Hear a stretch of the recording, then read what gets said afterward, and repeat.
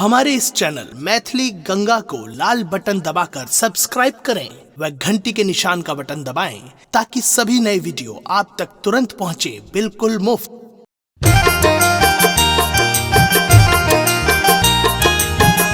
अपने सुन रही थी गंगा कैसेट की प्रस्तुति।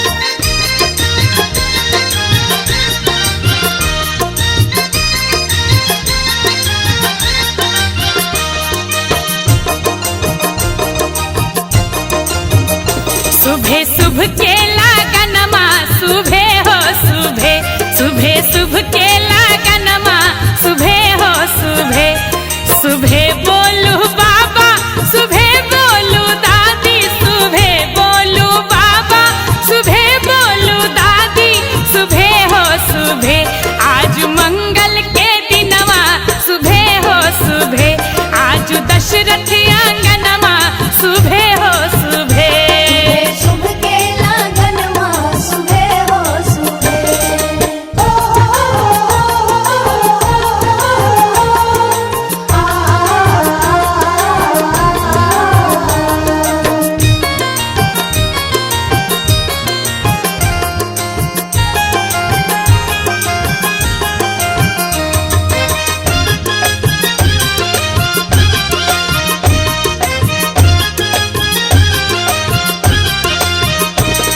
सुबह बोलू अम्मा सुबह बोलू दीदी, सुबह बोलू अम्मा सुबह बोलू दीदी, सुबह हो सुबह।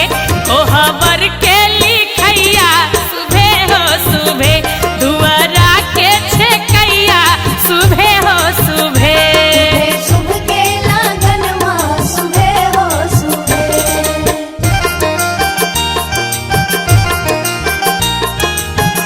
अपने सुन रही थी गंगा कैसेट की प्रस्तुति।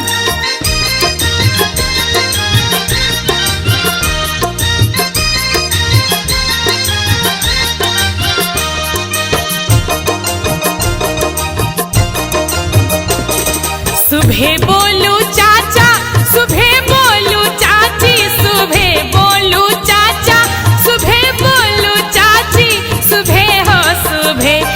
आज अयोध्या नगरिया सुबह हो सुबह, रघुवर जी के अंगना सुबह हो सुबह।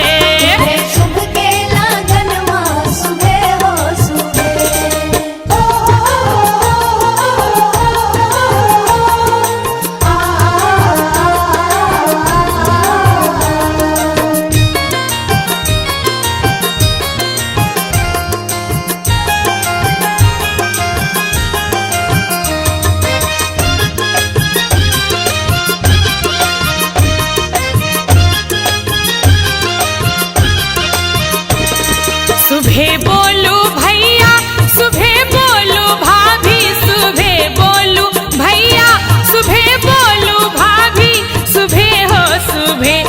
बाजे घर घर बधैया सुबह हो सुबह, सिया राम जी के जोड़िया सुबह हो सुबह। सुबह शुभ के लगनमा सुबह हो सुबह, सुबह शुभ के लगनमा सुबह हो सुबह, सुबह शुभ के लगनमा सुबह हो सुबह। सुबह बोलू बाबा सुबह बोलू दादी, सुबह बोलू बाबा सुबह बोलू दादी, सुबह हो सुबह। आज मंगल के दिनवा सुबह हो सुबह, आज दशरथ आंगनमा सुबह हो सुबह।